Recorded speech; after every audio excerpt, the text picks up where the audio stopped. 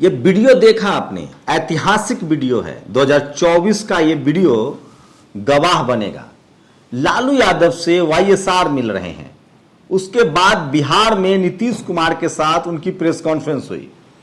नीतीश कुमार ने कह दिया है कि जो 2014 में आए हैं वो 2024 में नहीं रहेंगे, इसकी गारंटी मैं देता हूं। प्रधानमंत्री कौन बनेगा ये भविष्य के गर्भ में है। जो 2014 में आए हैं वो 2024 में नहीं रहेंगे। नमस्कार, मैं शंभू कुमार सिंह और आप देख रहे हैं नेशनल दस्तक। इस वीडियो से दिख रहा है साफ साफ कि लालू यादव की तबीयत ठीक हो रही है। वाईएसआर उनसे मिल रहे हैं। बड़ी लकीर खींची जा रही है। क्या 2024 में नरेंद्र मोदी के लिए चुनाव अब आसान नहीं होने वाला है?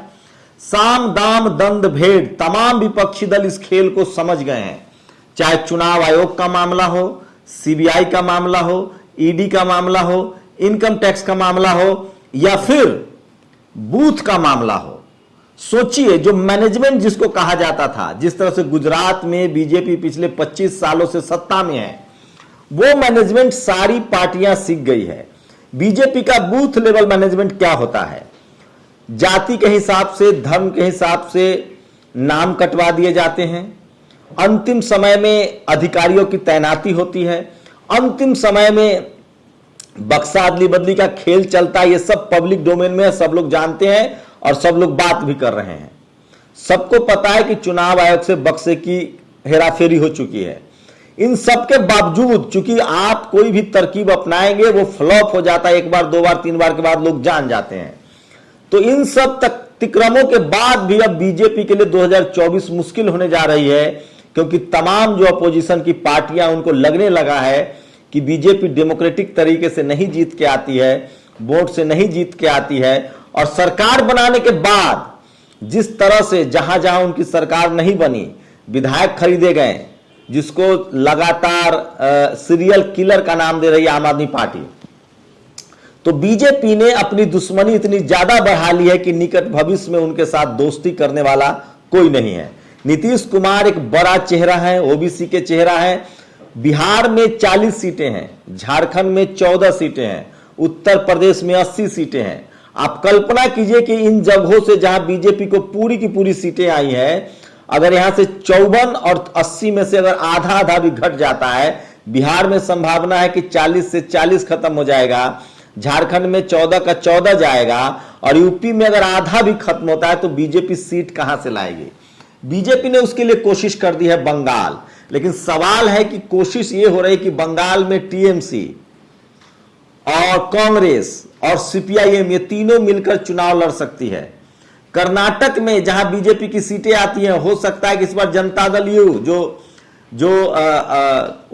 देवगौड़ा की पार्टी है, कांग्रेस, बसपा चुनाव साथ मिलकर लड़ सकती है।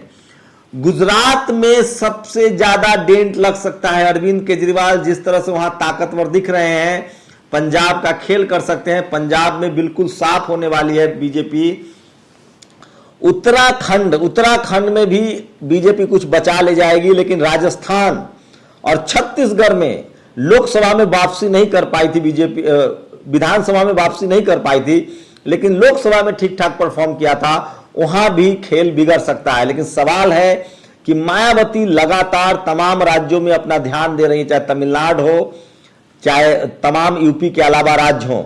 ओवैसी बड़ा फैक्टर है, लेकिन सवाल यही है कि लोगों का इतना दबाव है, लालू यादव की इतनी सलाहियत है, वो किसी को भी फोन कर सकते हैं। वो ममता बनर्जी से बात कर सकते हैं, वो मायावती जी से बात कर सकते हैं, वो ओवैसी से बात कर सकते हैं।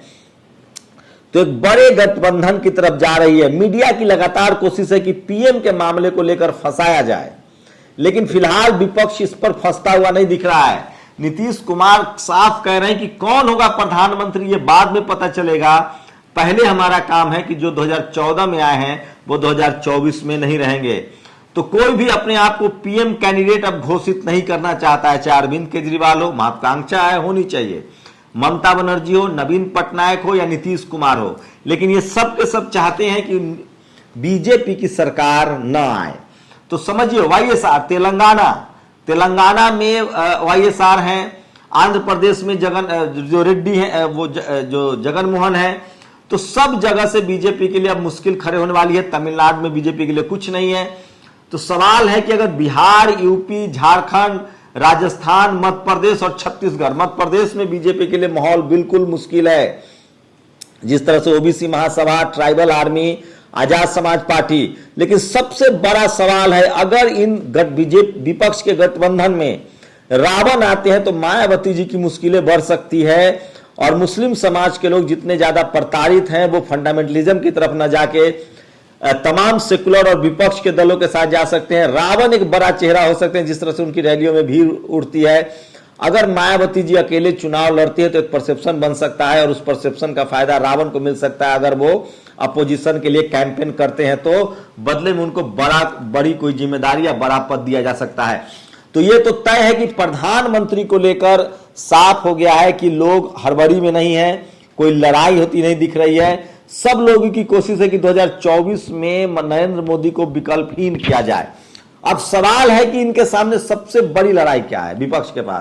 विपक्ष के पास सबसे बड़ी लड़ाई है मीडिया।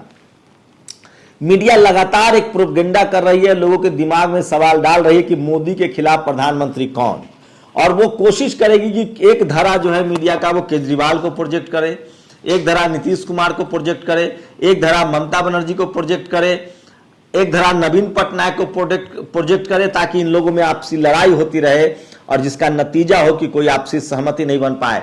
लेकिन जनता बहुत समझदार हो चुकी है और सबसे ज्यादा जिस तरह से बेरोजगारी बढ़ी है, जिस तरह से किसानों के खिलाफ बिल आए, जिस तरह से अग्निवीर स्कीम आया है, जिस तरह से नोटबंदी हुई है, जिस तरह से कोरोना में लोग मरे हैं और जिस तरह से अर्थव्यवस्था चौपट है, व्यापारी परेशान है, बिजनेस चौपट है, बेरोजगारी चरम पर है। भले अडानी दुनिया के तीसरे अमीर व्यक्ति हो गए हो, लेकिन फैक्ट यह है कि हर 5 मजदूर रोज सुसाइड कर रहा है। तो गरीबों की जो रोजी रोटी छीनी जा रही है, 5 किलो अनाज के दम पर जिस तरह से उनको थामा गया था, वो भी स्थिति अब नहीं बनती हुई दिख रही है। तो भारत में डेमोक्रेसी की जड़ें गहरी है और हो सकता है कि 2024 में बिना किसी पीएम कैंडिडेट के नाम लिए हुए अपोजिशन एकजुट हो और पहले उनकी कोशिश होगी कि बीजेपी को हराया जाए और दूसरी कोशिश होगी कि एक समान सहमति बनाई जाए। नीतीश कुमार इसमें बड़ा नाम हो सकते हैं क्योंकि उनके गठबंधन के पास लगभग 35-40 सीटें होंगी। उनकी छवि साफ है, ओबीसी के रिप्रेजेंटेटिव हैं, सवर्ण समाज के मुकाबले वो। ममता बनर्जी सवर्ण समाज से आती हैं, नवीन पटनायक सवर्ण समाज से आते हैं। बिहार का कोई प्रधानमंत्री नहीं हुआ, ये भी एक बड़ा फैक्टर है।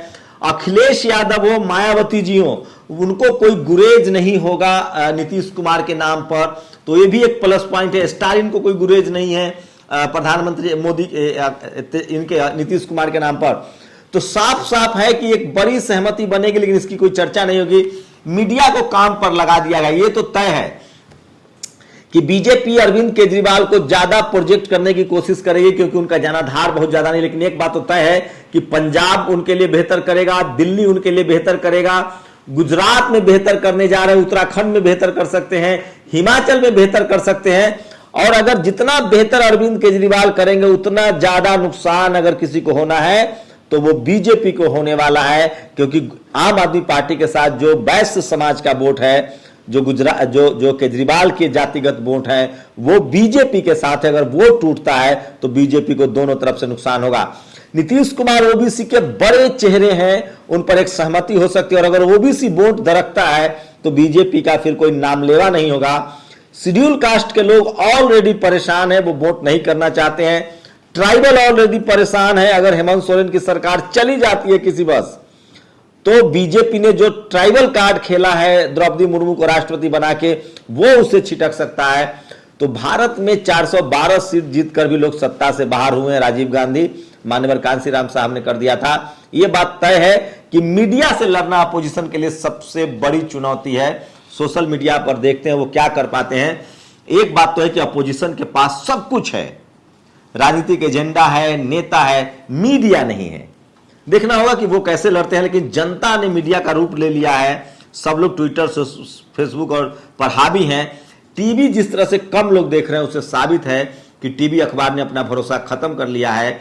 गरीबी लाचारी से गरीब टीवी देखना नहीं चाह रहा है और उसको 5 किलो राशन भी बंद हो रहा है। तो हो सकता है कि इंडिया साइनिंग जिस तरह से वाजपेयी के समय कैंपेन चला, उनकी वापसी नहीं हो पाई। मनमोहन सिंह जिस तरह से बदनाम कर दिया गया और वो बाहर हो गए, मोदी जी के खिलाफ विपक्ष की एकजुटता बन रही है और विपक्ष को पता है कि किसी का नाम लेना खतरनाक रहेगा, इसलिए उनकी पहली कोशिश है कि पहले चुनाव हराया जाए। और इसमें लालू यादव, नीतीश कुमार, ममता बनर्जी, मायावती, अखिलेश यादव, स्टालिन, नवीन पटनायक, इन सब की बड़ी भूमिका होने जा रही है। अंदर खाने सब लोग की बैठकें भी हो रही है। यह बात है कि कांग्रेस के लिए बहुत अच्छा नहीं रहेगा, लेकिन कांग्रेस नेतृत्व कर सकती है। अगर छत्तीसगढ़, राजस्थान, मध्य प्रदेश, इन राज्यों में कांग्रेस अगर मायावती के साथ या ओवैसी के साथ एक अलायंस की तरफ बढ़ते हैं तो कांग्रेस खुद भी मजबूत होगी और बीजेपी का हटना लगभग तय हो जाएगा। आप लोग की क्या प्रतिक्रिया, अपनी प्रतिक्रिया जरूर दीजिए इस एनालिसिस पर। यह बात तो तय है कि अगला सीएम कोई शेड्यूल कास्ट या ओबीसी होने जा रहा है इस देश का, या फिर कोई ट्राइबल। गांठ बांध लीजिए। शुक्रिया। नेशनल दस्तक की आपसे गुजारिश है कि अगर इसको बचाना चाहते हैं तो नेशनल दस्तक को सब्सक्राइब करने के लिए रेड कलर के सब्सक्राइब बटन को दबाएं, फिर बेल आइकन की घंटी दबाएं। नेशनल दस्तक को बचाने के लिए बहुत जरूरी है कि हर खबर को शेयर करें, लाइक करें, कमेंट जरूर करें।